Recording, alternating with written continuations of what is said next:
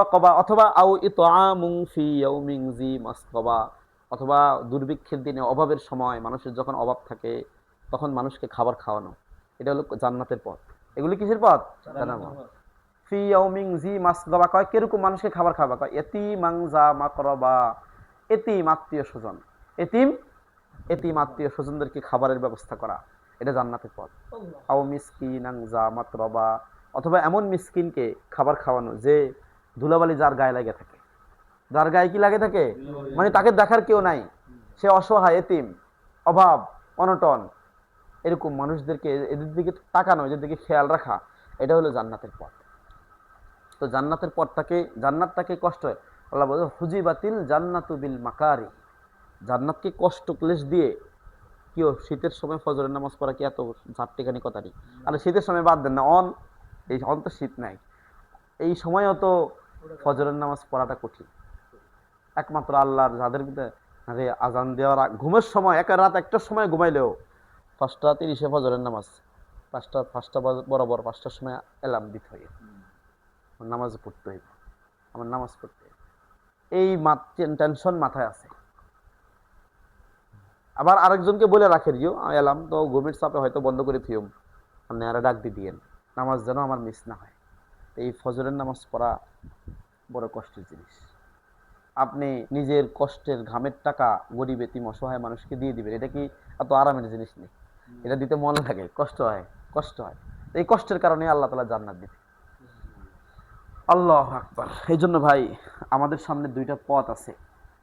তো আমরা এখানে বসার মূল উদ্দেশ্য হলো, আমরা প্রতিবারই বসি, আগে অনেক করতে, আল্লাহ আল্লাহ তাআলা করার তৌফিক দিচ্ছেন, আমরা করছি, আমাদের তো কোনো সামর্থ্য ছিল না, আমরা চেষ্টা করছি।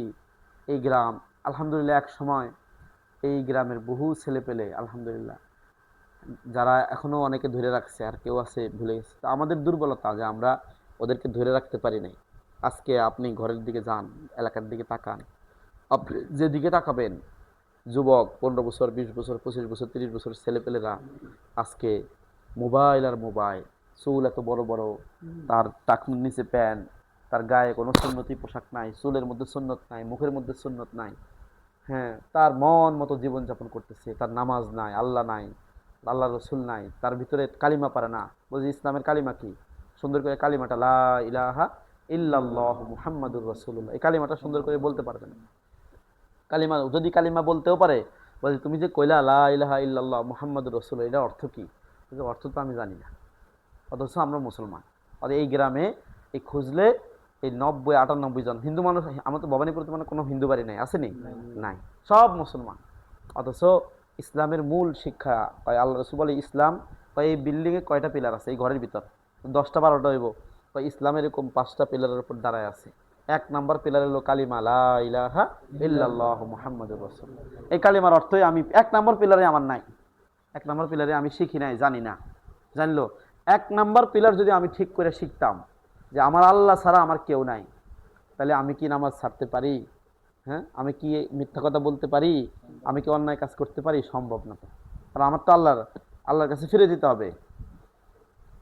হ্যাঁ, ওয়াত্তাকু ইয়াওমান তুরজাউনা ফীহি ইলাল্লাহ, কোরআনে আছে, তোমরা এমন দিনকে ভয় করো যেদিন তোমাদের সবাইকে আল্লাহর কাছে ফিরে যেতে হবে, ফিরে যেতে। তো আমরা এখানে বসছি হলো এই নিয়তে যে আমরা এই গ্রামের, আমরা ডাকছি, আমরা আমাদের কিছু দুর্বলতা আছে, সবাই ওইভাবে দাওয়াত দিতে পারিনি। আগে অনেক মেহনত করছি আমরা, বিভিন্ন মসজিদ, এই মেয়ারে পাঠাইছি, আপনি দৈনা মসজিদে যান, আপনি হুব্বা মসজিদে যান, আপনি বিলাতের বাগো মসজিদে যান, এক এক মসজিদে যায় যায় সবাইকে বলে আসবেন, ঘোষণা দিয়ে আসবেন, পুরো গ্রামে হাইটে হাইটে দাওয়াত দিতাম। আলহামদুলিল্লাহ। তো আমাদের দুর্বলতা আছে, আমরা এখন এক একজন বিভিন্ন পেশায় জড়ায় পড়ছে, শিক্ষকতায়। আগে ছিলাম ছাত্র, ছুটি 1 সপ্তাহ পেলে 1 সপ্তাহে বাড়ি থাকতাম আর এই কাজ করতাম। আলহামদুলিল্লাহ, এটার দ্বারা আমাদের অনেক ফায়দাও পাইছি। আমরা এই পুরো গ্রামের মানুষকে, বিশেষ করে আমাদের যুবক শ্রেণী যারা, এদেরকে আমরা কিভাবে দিনের পথে আনতে পারি, আবার কিভাবে এদেরকে দিনের পথে আমরা নামাজি বানাইতে পারি, কিভাবে আল্লাহর সাথে, আল্লাহর বান্দার সাথে, আর শয়তান আসলে মাঝখানে ভুলাই দিছে। আসলে তো আল্লাহর বান্দারা আল্লাহকে ছাড়া কাউকে চেনার কথা না, শয়তান হলো মাঝখানে এসে দাঁড়ায় রয়েছে, যেন আমরা আল্লাহকে ভুলে যাই। এই শয়তানের মাঝখান থেকে সরাই দিতে পারলেই আল্লাহর বান্দারা আল্লাহকে চিনে যাবে। আল্লাহর ঘর চিনলে, নামাজ চিনলে আল্লাহকে চিনবে, আল্লাহর সাথে সম্পর্ক হবে। তখন দেখবেন আর মোবাইল ভালো লাগবে না, তখন আর নারী ভালো লাগবে না, তখন আর বিভিন্ন হারাম কাজ, হারাম গুনাহ এগুলি ভালো লাগবে, তখন আল্লাহই ভালো লাগবে। কিভাবে আমরা এটা করতে পারি? এই মেহনত নিয়ে, এই চেষ্টা নিয়ে আমরা বসছি। আসলে কাজ কাজ সবাই করে না, কিছু মানুষ উদ্যোগ নেয়, এদের দ্বারাই আল্লাহ কাজ নেন, এদের দ্বারা আল্লাহ পরিবর্তন করেন সমাজকে। কি, আমাদের নবীজি একজন ছিলেন, একজন। নবীজি যখন সর্বপ্রথম নবী হন, 40 বছর বয়সে হেরা গুহায় জিবরাইল আলাইহিস সালাম আসেন, তখন নবীজি সর্বপ্রথম ঘরে ঘরে গিয়ে হযরত খাদিজার কাছে বলছে, তার স্ত্রীর কাছে। হযরত খাদিজা তো তার তার আচার আচরণ দেখে মুগ্ধ হয়ে তার কাছে বিয়ে বসছে। তো হযরত খাদিজা সর্বপ্রথম বিশ্বাস করেছেন, আশহাদু আল্লাহ ইলাহা ইল্লাল্লাহ ওয়া আন্না মুহাম্মাদান আবদুহু ওয়া রাসূল। হ্যাঁ, খাদিজা বলেন যে হে রাসূল, আপনি যা যা দেখছেন, আপনি সব কিছু সত্য বলতেছেন, আমি সাক্ষী দিচ্ছি আল্লাহ ছাড়া কেউ নাই, আর আপনি আল্লাহর রাসূল। এই জন্য বলা হয় নারীদের মধ্যে, মহিলাদের মধ্যে সবচেয়ে সর্বপ্রথম মুসলমানকে হযরত খাদিজা। কে? হযরত খাদিজা। আল্লাহ রসুলের বন্ধু হযরত আবু বকর, আবু বকরের কাছে বলছে, আবু বকর এরকম এরকম আমাকে বলছে আমি যেন আল্লাহর দিকে মানুষকে ডাকি, সব 360 মূর্তি বাদ দিয়া, হ্যাঁ 33 কোটি দেবতার পূজা বাদ দিয়া আমি যেন এক আল্লাহর কথা মানুষকে বলি, আমি যেন এক আল্লাহর সামনে মানুষকে নত হতে বলি। এই কথা আমাকে আল্লাহর পক্ষ থেকে নির্দেশ আসছে। আবু বকর, তাই নাকি হুজুর? আমি সাক্ষী দিচ্ছি আপনি কখনো মিথ্যা কথা বলেন নাই, আমি আল্লাহকে বিশ্বাস করি, আপনাকে রসুল হিসেবে মানি। সুবহানাল্লাহ। এরপরে আবু বকর সামনে থেকে চলে গেছেন নবীজির। সারাটা দিন আবু বকর হাঁটছে হাঁটছে হাঁটছে, ঘুরছে মানুষের কাছে, নবীজির কাছে যে কথাটা শিখছে এই কথার দাওয়াত মানুষের কাছে দিছে। সারাদিন শেষ হওয়ার পরে আবু বকর আসছে, সাথে 4-5 জন লোক। সাথে কি? 4-5 জন লোক। একজনের নাম ওসমান, একজনের নাম আলী, একজনের নাম আব্দুর রহমান ইবনে আউফ, হ্যাঁ, একজনের নাম হযরত আব্দুল্লাহ ইবনে মাসউদ। এরা একেবারে প্রথম দিকের মুসলমান। আয়েশা এই 4-5 জন রে আল্লাহ রাসূলের হাতে দিয়ে বলে, ইয়া রাসূলুল্লাহ, এই নেন। কান্না করে দিছে, এই হলো আমার সারা দিনের কামাই। বলেন সুবহানাল্লাহ। এই 4-5 জন কি আমার সারা দিনের কামাই, সারা দিনের কামাই আজকে আমার এটা। আপনি যে দাওয়াত দিতে বলছেন, এই 4-5 জন মানুষ, আজকে আমি তাদেরকে, অনেক মানুষকে দাওয়াত দিছি, এই 4-5 জন আমার কথা বিশ্বাস করে, আপনার কথা বিশ্বাস করে আপনার কাছে বায়াত হতে আসছে। সুবহানাল্লাহ। এরকম আমাদের প্রত্যেকটা জায়গায় নবীজি একা ছিলেন। এই জন্য বলা হয় হযরত আবু বকর পুরুষদের মধ্যে সবচেয়ে প্রথম মুসলমান, নারীদের মধ্যে হযরত খাদিজা প্রথম মুসলমান, যুবকদের মধ্যে, যুবক মানে এই যে এই বয়সের 15, 20, 25 বছর বয়সের মধ্যে হযরত আলী। কে? যুবকদের মধ্যে একেবারে ইয়াংদের মধ্যে হযরত আলী সর্বপ্রথম মুসলমান। আর ইসলামের শুরুর দিকের মুসলমান হলো হযরত ওসমান ইবনে আফফান, ওনারা শুরুর দিকে, আব্দুর রহমান ইবনে আউফ, হযরত আব্দুল্লাহ ইবনে মাসউদ, ওনারা প্রথম দিকের মুসলমান। এই তাদের এই কয়জনের মেহনতে আল্লাহ তাআলা সারা পৃথিবীতে দ্বীনকে জারি করছেন। আমরা এই কয়জন হয়তো আজকে দেখা যাচ্ছে যে এখানে 4-5 জন বসছি, কিন্তু আমরা যদি মেহনত করতে পারি, আমরা যদি এই চিন্তা মাথায় নিই কিভাবে এই ভবানীপুরের এই প্রত্যেকটা মানুষকে মসজিদমুখী করা যায়, আল্লাহর সাথে আল্লাহর বান্দাদের সম্পর্ক করানো যায়, এই মেহনত নিয়ে যদি ঘুরতে পারি এলাকায়, তাহলে আবু বকর যেরকম একদিন মেহনত করে 4-5 জন লোক তৈরি করছে, আমি হয়তো অনেক মানুষকে বলবো, কিন্তু আল্লাহ তাআলা এরকম 4-5 জন, এক একজনের হাতে, আপনার হাতে 5 জন, আমার হাতে 5 জন, এখানে আমরা 6-7 জন আছি, যদি 8 জন আছি, 5 হাজার 40 জন মানুষকে আল্লাহ তাআলা হেদায়েত দিবেন, আমরা যদি মেহনত করতে পারি। পারবো না ইনশাল্লাহ? আল্লাহ তাআলা আমাদেরকে, এই মেহনত নিয়ে হলো বসা, সবাই আসবে না, কিন্তু কাজ আমাদেরকে করতে হবে। আমাকে সর্বপ্রথম এটা মাথায় রাখতে হবে যে আমার আমার সময় যেন আল্লাহর রাস্তায় কাটে, আমার এক একটা সময় যেন আল্লাহর বিরুদ্ধে, আল্লাহর হুকুমের বিরুদ্ধে, কোরআনের বাইরে, নবীজির সুন্নতের বাইরে যেন একটা মুহূর্ত না কাটে। এই প্রতিজ্ঞায় শপথ আমাকে, বাইরে আমি তো মানুষ, আমার তো ভুল হবে, শয়তান তো আছে আমাকে ধোঁকা দেওয়ার জন্য, কিন্তু আমাকে তো চেষ্টা করতে হবে। আর আমার দ্বারা যেন বহু মানুষ আল্লাহ মসজিদমুখী হয়, আল্লাহকে চিনে, এই চেষ্টা নিয়ে আমরা বসছি এখানে। আল্লাহু আকবার। হযরত আলী রাদিয়াল্লাহু আনহুকে, হ্যাঁ, একবার খয়বারের ইহুদিরা চারদিকে দেয়াল দিয়া ভিতরে আল্লাহ রসুল, মানে আল্লাহ রসুলকে দাওয়াত দিছে, প্রথমে দাওয়াত দিছে, হুজুর আপনি আসেন, আপনার হাতে আমরা মুসলমান হব, দাওয়াত দিছে। নবীজি তো মানুষ মুসলমান হবে এই খুশিতে নবীজি গেছে, কিন্তু ভিতরে ভিতরে ছিল আরেকটা, ভিতরে ভিতরে ছিল মোহাম্মদ আমাদের এখানে আসবে, আইসা আমরা বলবো যে আপনি আসলে আমরা মুসলমান হব, ভাই আপনি একটু আরাম করে বসেন, পাটা ছড়ায় বসেন, মজা পাবেন, হ্যাঁ সুন্দর করে বসেন, না আমরাই বিরক্ত লাগতেছে না কারো? হ্যাঁ, খারাপ লাগতেছে না তো? আমি কথা শেষ করে দিব। হলো ইহুদিরা উপরে হলো যে আপনি আসবেন, আপনার হাতে আমরা মুসলমান হব, ইসলাম গ্রহণ করব, কিন্তু ভিতরে ভিতরে আরেকটা চেয়ার ঠিক করে রাখছে। হে আসলে কোন চেয়ারে বসতে দিব, এই চেয়ারের বরাবর উপরে আবার বড় একটা পাথর বাঁধে রাখছে, বরাবর উপরে, যেটা কেউ দেখবো না, সাধারণত কেউ তাকায় দেখবো না। পাথর বাঁধে যে সে আসবে, বসবে এই চেয়ারে, কথা শুরু করবে আমাদের সাথে, তারপর আস্তে করে ঠাস করে পাথরটা ছেড়ে দিবা, তার মাথার উপরে পড়বে, পাথরের চাপায় সে মারা যাবে। এরকম পরিষ্কার প্ল্যান করে তারা নবীজিকে দাওয়াত দিছে। আল্লাহ রসুল তো সরল মনে চলে গেছে, নবীজি গিয়ে বসছেও। ওই দুর্ঘটনা ঘটার আগে আল্লাহ তাআলা আল্লাহর বন্ধুকে হেফাজত করবেন। হ্যাঁ, নবীজিকে জিবরাইল, হুজুর খবরদার, আপনি এক মুহূর্ত এখানে বসবেন না, ওঠেন এখান থেকে উঠে যান। এই এক ঘটনা। এরপরে মুসলমানদের সাথে নবীজির ইহুদিদের চুক্তি ছিল যে তোমরা মদিনায় থাকবা, আমরাও মদিনায় থাকবো, কিন্তু কোনো ইহুদি মুসলমানদের বিরুদ্ধে মক্কার কোনো কাফেরকে তোমরা সাহায্য করতে পারবা না। বলছে ঠিক আছে, কিন্তু ভিতরে ভিতরে তাদের সাহায্য করছে। মক্কায় মুসলমানরা কি করতো, কি হইতো, কি পরামর্শ হইতো, সব তাদের কাছে বলে দিত। হ্যাঁ, এরকম তাদেরকে ভিতরে ভিতরে চাল দিত। ইহুদিরা আজকাল, হিটলার সব ইহুদিরে মারছে, মাইরা কইছে কচু যেরকম কচু গাছ কত একত্তরে কোপ দিলে থাকবেন না, বেগুন হয়ে যাবো, বেগুন হয়ে যাবে। ইহুদি এরকম কচু কাটার মতো করে ইহুদিদেরকে মারছে হিটলার। মারার পরে লিখছে ডায়েরিতে যে আমি এত ইহুদিরে মারলাম, আগামী পৃথিবীতে যারা যারা দুনিয়াতে আসবে সবাই একটা প্রশ্ন করবে, হিটলার এত ইহুদিরে কেন মারলো। তো আমি কিছু ইহুদি রেখে দিলাম, এই কয়েকজন দেখে দেখে যেন মানুষ জিজ্ঞেস করলে মানুষ যেন উত্তর খুঁজে পায় যে কেন আমি ইহুদিদেরকে মারলাম। এই কয়জন এত খারাপ হইব, এদেরকে দেখলে কব ও আল্লাহ তো হিটলার ইহুদিদেরকে মারছে। সেই ইহুদিদেরকে নবীজি, আমি হযরত আলীর কথা বলতেছিলাম, নবীজি বিজয়, ওদের সাথে যুদ্ধ হবে, ওরা মুসলমানদের বিরুদ্ধে বারবার বিশ্বাসঘাতকতা করতেছে, গেছে হযরত আবু বকরকে পাঠাইছে দল আমির বানায়া, হইতেছে না, পারতেছে না। হযরত ওমরকে আমির বানায়া পাঠাইছে, হইতেছে না। তৃতীয় দিন আল্লাহ রসুল বলে যে আগামীকাল ইনশাআল্লাহ এমন এক লোকের হাতে আমি আমির বানায়া তার হাতে পতাকা দিব মুসলমানদের, তার হাতে আল্লাহ খয়বারকে বিজয় দান করবে। খয়বার হলো ইহুদিদের এলাকা, এই এলাকাকে আল্লাহ বিজয় দান করবে।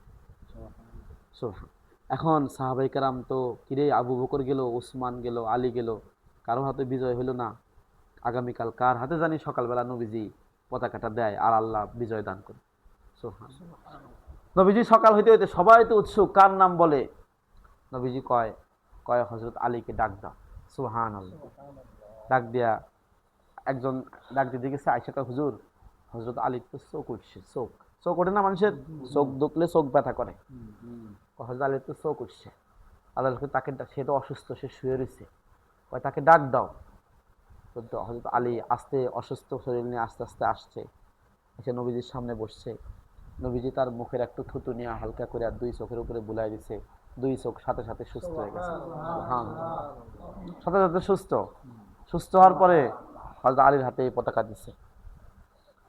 আলীকে বলছে পতাকা দিও, আলী তুমিও আল্লাহকে ভালোবাসো, আল্লাহ এবং আল্লাহ রসুলকে তুমি, আল্লাহ এবং আল্লাহ রসুলও তোমাকে ভালোবাসো। সুবহানাল্লাহ। দিয়ে বলছে আলী তোমার হাতে পতাকা দিলাম, ইনশাআল্লাহ তোমার হাতে আল্লাহ আজকে এই এলাকা বিজয় দান করবে। তুমি যাবা, তাদেরকে প্রথমে ইমানের দাওয়াত দিবা, গিয়ে মারামারি শুরু না, আগে দাওয়াত শোনো ইহুদিরা, তোমরা আল্লাহ এবং আল্লাহ রসুলকে বিশ্বাস করো, ইহুদি ধর্ম ছাড়ো, কোরআনকে বিশ্বাস করো। যদি দাওয়াত না মানে তখন যুদ্ধ শুরু করবা। জিজিয়া প্রথমে, যে পরে বলছে আলী, আমি যে কথার জন্য এত ঘটনা বললাম, তোমার উসিলায় যদি তুমি আগেই মারামারি শুরু করে দিও না, আগে গিয়ে তাদেরকে দাওয়াত দিও। মনে রাখো মারামারির চেয়েও বেশি লাভ হলো তোমার দাওয়াতে যদি একজন মানুষও মুসলমান হয়ে যায়, তাহলে তোমাকে আল্লাহ এক আরবের মধ্যে সবচেয়ে দামি সম্পদ ছিল লাল উট। কি উট? লাল উটনি। উটের চেয়ে উটনির দাম, কারণ উটনি তো বাচ্চা দেয়, উট তো আর বাচ্চা দেয় না, উটনির দাম বেশি। তো উটনি শেষ, আমাকে যদি মনে করেন একটা প্রাইভেট কারের দাম হলে সব, যার একটা সুন্দর বাড়ি আছে, বিল্ডিং 5 তলা, হ্যাঁ, জমি জমাও আছে, আর বাড়ির নিচে নিচতলায় একটা 2-3টা প্রাইভেট কার রাখার জায়গা আছে। আমরা মনে এই বেটার মতো সুখী আর কেউ নাই, মনে করি না নি? এই বেটার সব কিছু আছে। তো ওই সময়ে যার লাল উট আছে, উটনি আছে, সবাই মনে করতে এ সবচেয়ে ধনী, এ সবচেয়ে কি ধনী। তা আলী আলী তুমি যদি অনেকগুলো এক পাল একটা পালের মধ্যে অনেকগুলো থাকে, এক পাল লাল উট যদি তুমি জবাই কইরা, আল্লাহর নাম নিয়ে জবাই কইরা এলাকার সব গরিব অসহায় মানুষকে দাওয়াত দিয়ে খাওয়ায় দাও, বিলি তাদের ঘরে ঘরে গিয়ে বিলি করে দাও, তুমি কেমন লাগবে তোমার কাছে? কয় ইয়া রাসূলুল্লাহ, এটা তো বহুত সওয়াবের কাজ, আমার কাছে তো অনেক ভালো লাগবে ইয়া রাসূলুল্লাহ, আমি তো অনেক নেক অর্জন করতে পারবো। বলছে আল্লাহ, ইয়া আলী, আলী শোনো, তোমার উসিলায় তোমার দাওয়াতে তোমার কথায় যদি একজন মানুষও নামাজি হয়, একজন মানুষও দিনদার হয়, একজন মানুষও আল্লাহকে চিনে, তাহলে এরকম অনেকগুলো লাল ওট মানুষকে খাওয়াইলে তোমার যত সওয়াব হবে তার চেয়ে বেশি সওয়াব আল্লাহ তোমাকে দান করবে। তাই দেখেন এটা কত বড় কাজ। আল্লাহর ভুল, এখন তো আর নবী নাই, আসেনি নবী আর আসবনি নবী নাকি? কেউ যদি কয় আমি নবী, কেউ যদি এরকম দাবি করে, কিও এই নাঙ্গলকোটের মধ্যে সবচেয়ে বড় হুজুর জিগা, এটা যদি কই রে নাঙ্গলকোটের মানুষ কয় নবী নাই, আমি হইলাম নবী, হইবনি কথা? হইতো না তো। নবী শেষ, নবী আর দুনিয়াতে আসবে না। নবী যে দাওয়াত যুগে যুগে আল্লাহ তাআলা নবী পাঠাইছেন, হযরত মুসা আলাইহিস সালামকে পাঠাইছেন ফেরাউনের কাছে, হযরত ইব্রাহিম আলাইহিস সালামকে পাঠাইছেন নমরুদের কাছে, যুগে যুগে ঈসা, সুলাইমান, দাউদ, ইদ্রিস, আছে নাকি নবীদের নাম? হ্যাঁ, এই নবীদেরকে আল্লাহ পাঠাইছেন দুনিয়াতে। সর্বশেষ নবী আমাদের নবী মুহাম্মদ সাল্লাল্লাহু আলাইহি ওয়াসাল্লাম। নবীজি বলছেন একটা বিল্ডিং এর সব কাজ শেষ, খালি একটা ইট দিলে এই বিল্ডিং এর একটা ইট দেওয়া বাকি আছে, এই ইটটা গাঁথি দিলেই এই বিল্ডিং এর সব কাজ শেষ হয়ে যাবে। কয় আমি হইলাম বিল্ডিং এর সেই শেষ ইটটা, আল্লাহ তাআলা আমাকে দেওয়ার মাধ্যমে ওই বিল্ডিং এর কাজটা, মানে নবী পাঠানোর কাজটা শেষ করে দিয়েছেন। নবী যারা তো মানুষকে দাওয়াত দিতেন, মানুষকে দিনের কথা বুঝাইতেন, মায়ের খায়া হইলো নিজের খেয়ে কষ্ট করে না খেয়ে রক্ত ঝরায়া শরীর থেকে, তাও মানুষকে ইসলামের পথে, দিনের পথে, নামাজের পথে, আল্লাহকে চেনার পথে, কোরআনের কথা, আখিরাতের কথা মানুষকে বলতে। নবীরা তো এখন না, এই কথা বলার দায়িত্ব কাদের বলেন? হ্যাঁ, আমাদের, আমার, আপনার, সবার সবার সবার এই দায়িত্ব। খালি আমি নামাজ পড়লে আল্লাহর কাছে বাইসে যাব না। হাদিসে এক বড় লম্বা হাদিস আছে বুখারীতে, সহিহ হাদিস, সে হলো আল্লাহ তাআলা হযরত জিবরাইলকে পাঠিয়েছে, জিবরাইল তুমি যাও ওই এলাকা, ওই যে একটা এলাকার নাম বলছে, হযরত মুসা আলাইহিস সালাম, বনী ইসরাইলের মধ্যে মুসা আলাইহিস সালামের আগে মানুষ যখন অবাধ্য হয়েছিল, তখন জিবরাইল তুমি যাও ওই এলাকাটারে, তুমি এমনে ধরিবা, নিজ দিয়া ধইরা উপর পর্যন্ত তুলবা, তুইলা এমনে উল্টায়া ছাইড়া দিবা, যেন সবগুলো মানুষ এই চাপা পড়ে মরে যায়, সবাই একসাথে ধ্বংস করে দিবা। এরা কেউ আমার কথা মানে না, কেউ আমার কথা শোনে না, কেউ নামাজ পড়ে না, কেউ আল্লাহকে ডাকে না, কেউ আল্লাহর জিকির করে না। এই যুগেও এরকম হবে। আল্লাহ রাসূল বলছে কিয়ামত ততদিন হবে না যতদিন হাত্তা ইউকালু আল্লাহ আল্লাহ, ততদিন পর্যন্ত আল্লাহ আল্লাহ আল্লাহ আল্লাহ বলনেওয়ালা লোক থাকবে। আল্লাহ আল্লাহ বলনেওয়ালা লোক ছিল না ওই এলাকায়, তাই ধ্বংস করে দিয়ে আসে। খারাপ লাগতেছে নাকি? তো জিবরাইল আলাইহিস সালাম আসছে ধ্বংস করার জন্য। আইসা দেখে সব অন্যায় অপরাধে, বিভিন্ন জিনা, ব্যভিচার, সুদ, ঘুষ, হারামে জড়িত। একটা লোক এক কোনায় বসে বসে, এক জায়গায় বসে বসে খুব পরেজগার, আল্লাহ আল্লাহ ছাড়া তার মুখে আর কিছু নাই, তার খুব পরেজগার লোক সে। তো জিবরাইল আলাইহিস সালাম ধ্বংস করার আগে খটকা লাগে না, মানে কিরে ইগুন বেগুনে না খারাপ, এই মেয়ারে কিল্লাই ধ্বংস করুন, এই মেয়া তো বালা। হ্যাঁ, তা আল্লাহর কাছে আবার গেছে, আল্লাহ আপনি করছেন, আপনার হুকুম তো আমি সবসময় মানি, আপনি যেটা বলবেন আমি সেটাই করি, কিন্তু আল্লাহ আমার কাছে একটু খটকা লাগলো যে এই লোকটার কি অপরাধ। আল্লাহ বলে, জিবরাইল তোমাকে বলছি ধ্বংস করে দিতে, তুমি ওই লোকটা সহই ধ্বংস করে দাও, কারণ সে একা একাই আমাকে ডাকে। এতগুলো মানুষ যে আশপাশে কত অন্যায় অপরাধ করতেছে, কাউকে সে কোনোদিন বলে না কিছু, কাউকে সে নিষেধ করে না, কাউকে সে এই আমার আমার পথে ডাকেও না, সে একা একাই সব কিছু করে। মনে করতে সে মনে মনে ভাবে, দূর কে কি করুক না করুক নাই, আমি তো মানতেছি আল্লাহরে, আর কি বুঝেননি কথা? কি বুঝাইলো? বুঝলো একা মানলে হইব না, কি করবো না, একা মানলে হইব না, আমি মানতে হবে। আশপাশের মানুষগুলো অন্তত কয় আমি কি হেতা করে হিডি হিডি মসজিদে আনব না, না হিডি হিডি মসজিদের দরকার নেই তো, আপনি বলবেন, শুধু মুখে দিয়ে খালি বলবেন, আপনার কথাটা শুধু তার কানে পৌঁছায় দিবেন। কিয়ামতের দিন আপনি বলতে পারেন আল্লাহ আমি বলছি। হযরত নূহ আলাইহিস সালাম বলছে ক্বাল রাব্বি ইন্নী দাউতু কওমি লাইলান ওয়া নাহারা, আল্লাহ আমি দিনেও দাওয়াত দিছি রাতেও দাওয়াত দিছি, ফালাম ইয়াজিদহুম দুআই ইল্লা ফিরারা, আল্লাহ আমি যতই দাওয়াত দিই হেরা খালি আমার কাছ থেকে সরে, হেরা খালি সরে, আমি ডাকি আল্লাহর দিকে, হেরা আরো দূরে যায়। যে সময় আমি রাস্তা দিয়ে বের হয়েছি, দূর থেকে যদি দেখে নূহ আসতেছে, তাড়াতাড়ি এক একটা এক এক দিক পলায় যায়। আসেনি বর্তমানে এটা আসেনি?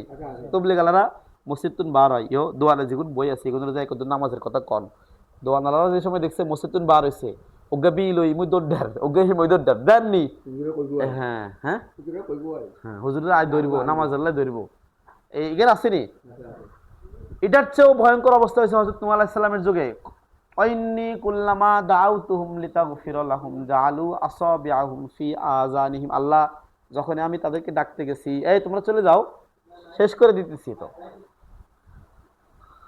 মনে রাষ্ট্র ভিতরে যখনই আমি তাদেরকে ডাকতে গেছি তারা কানের ভিতর আঙ্গুল দিয়ে দিছে এমনে, কয় জাআলু আসাবিআহুম ফি আযানিহিম ওয়াস্তাগশাউ সিয়াবাহুম, খালি কানের ভিতর আঙ্গুল দিতে হয় না, কয় কাপড় দিয়ে মুখ ঢাকিয়ে লাইছে, কয় তোমারও ছাইতাম না আমরা, ইয়ে কয় অস্তাগশাউ সিয়াবাহুম, তারা তাদের পোশাক দিয়ে তাদের মুখ ঢেকে ফেলছে। এত একটা মানুষ আয়ান কথা কই, মানুষ যদি কানে হাত দিয়ে এলাম চেহারা দিয়ে মুখ ডাকিয়ে এলাম, এটা আমার কাছে কত কষ্ট লাগবে, লাগবে না? হ্যাঁ এরকম ওয়াসররু ওয়াস্তাকবারু ইস্তিকবার, আল্লাহ তাআলা অনেক অহংকারী, কথাবার্তার ভাব সব এত অহংকারী ভাব।